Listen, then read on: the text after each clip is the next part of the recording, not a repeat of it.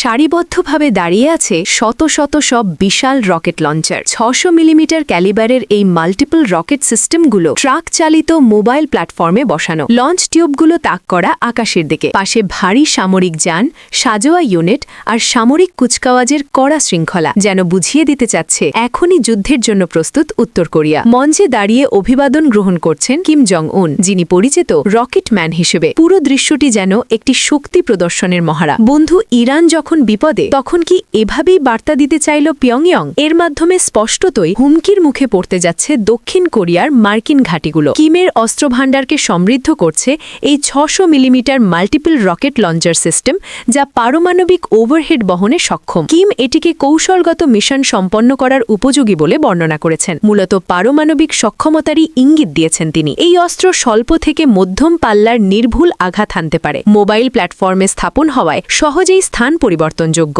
নিক্ষেপ করা যায় একযোগে বহু রকেট। সামরিক বিশ্লেষকদের মতে এটি প্রচলিত আর্টিলারির চেয়ে অনেক বেশি বিধ্বংসী, কারণ একই সঙ্গে একাধিক পারমাণবিক বা উচ্চ বিস্ফোরক রকেট ছুড়ে শত্রুপক্ষের প্রতিরক্ষা ব্যবস্থাকে ধ্বংস করা সম্ভব।